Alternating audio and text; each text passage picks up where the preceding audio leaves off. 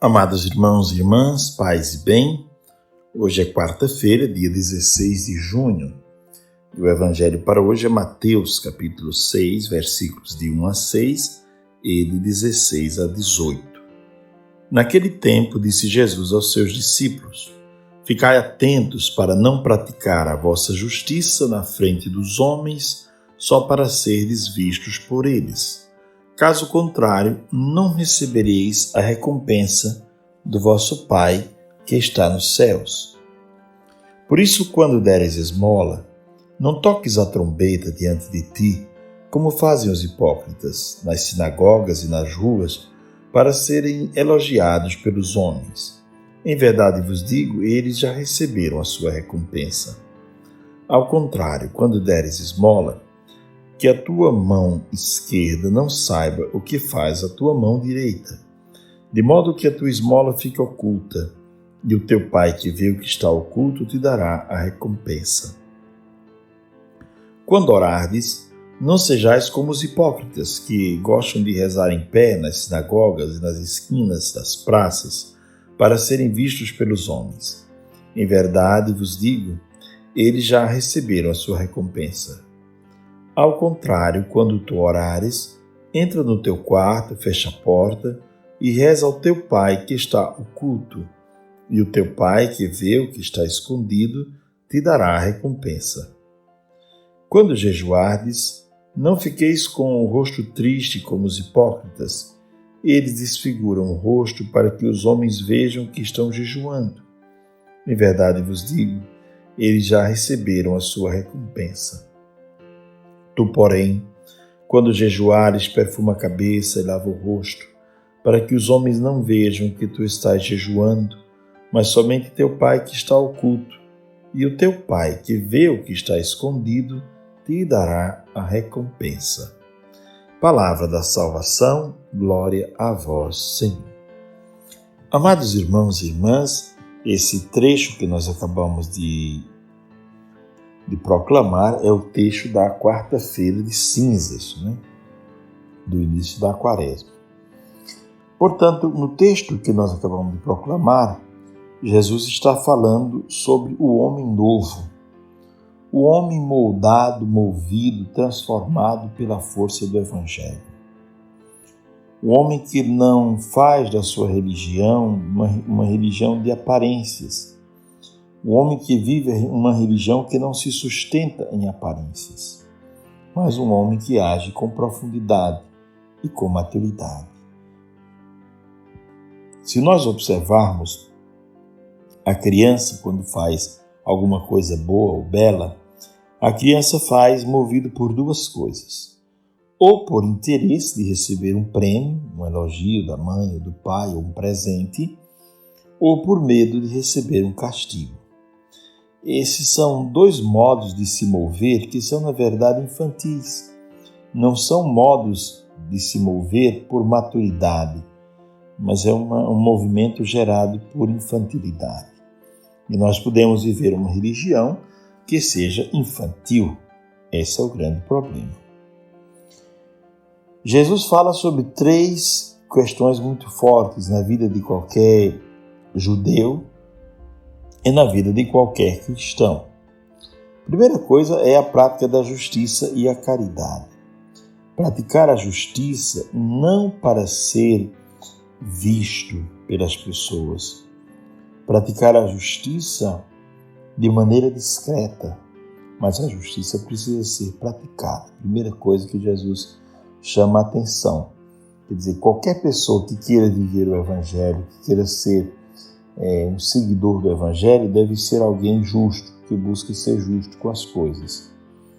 Isso é algo primordial, A Bíblia diz que São José era um homem justo. Ser justo é alguém que vive em conformidade com a lei divina, Guarda os mandamentos.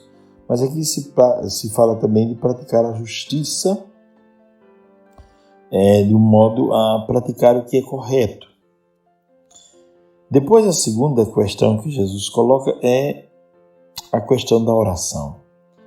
Nós precisamos aprender não só a praticar a justiça e a caridade, mas também aprender a rezar. aprender a rezar. E Jesus diz, entra no teu quarto, fecha a porta. Aqui ele trata da oração pessoal, que é algo que nós cristãos, católicos, nós precisamos aprender, precisamos melhorar e aperfeiçoar. Não sabemos viver bem a oração pessoal. E mesmo quando chegamos para a missa, normalmente todos nós temos o hábito de chegar em cima da hora. Nesses tempos de pandemia, muito pior, né? Porque se participa da missa em casa e tudo, e nem sempre se constrói um ambiente de oração, né? Então, orar. Por que Jesus dá esses 3 conselhos, né? Saber praticar a justiça e a caridade, saber orar e, por último, saber fazer o jejum de maneira também discreta. Porque Deus conhece o homem e conhece o espírito egoísta e mesquinho do homem e sabe que muitas vezes as pessoas praticam o bem não porque sentem prazer ou gosto em praticar o bem, mas porque esperam algum tipo de elogio, algum tipo de promoção, algum tipo de aplauso. E muitas vezes é essa a intenção que rege o coração do homem e dá uma intenção mais profunda de fazer o bem porque é belo fazer o bem.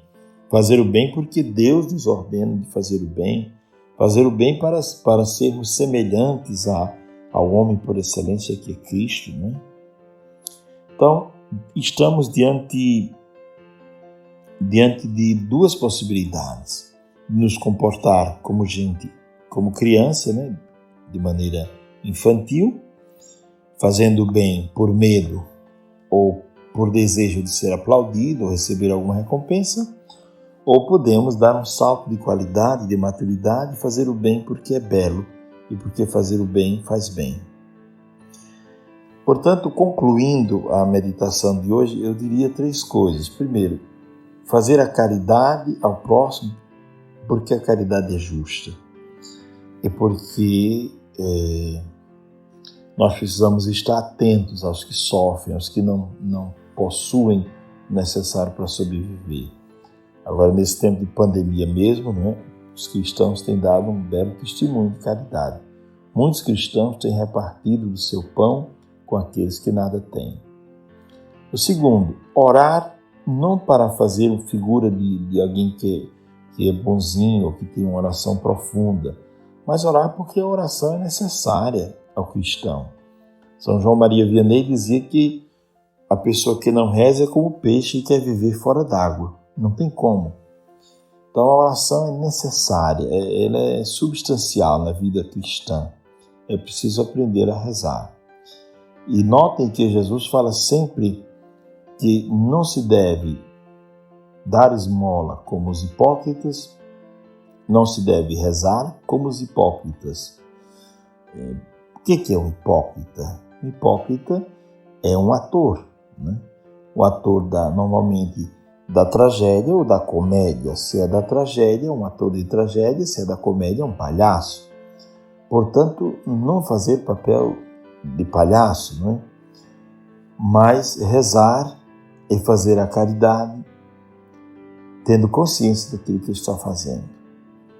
E por último, o jejum. Por que se faz jejum? Jesus questiona. Porque o jejum nos purifica e nos torna melhores. Através do jejum nós aprendemos que podemos dominar certos instintos e certas vontades e que podemos vencer certos combates que existem dentro de nós. Portanto, o homem novo, esse é o tema do Evangelho de hoje. O homem novo é o homem que sabe rezar, sabe viver o diálogo com Deus de maneira profunda. Segundo, é o homem que procura se conhecer e procura se construir, fazendo renúncias. Aí entra a questão do jejum, o homem que se conhece, que vai recebendo e acolhendo as podas. Terceiro, é o homem que sabe conviver com o próximo em atitudes de caridade. Esse é o homem novo, o homem transformado, consciente da sua relação com Deus, consciente de quem ele é, em que momento ele está, em que estágio de vida está e o quanto precisa progredir, e consciente da sua relação com o próximo, que não pode ser uma relação de alguém que é alheio aos problemas do próximo, mas de alguém que estende a mão e ajuda a quem precisa. Pois bem, esse é o chamado de Cristo para nós hoje.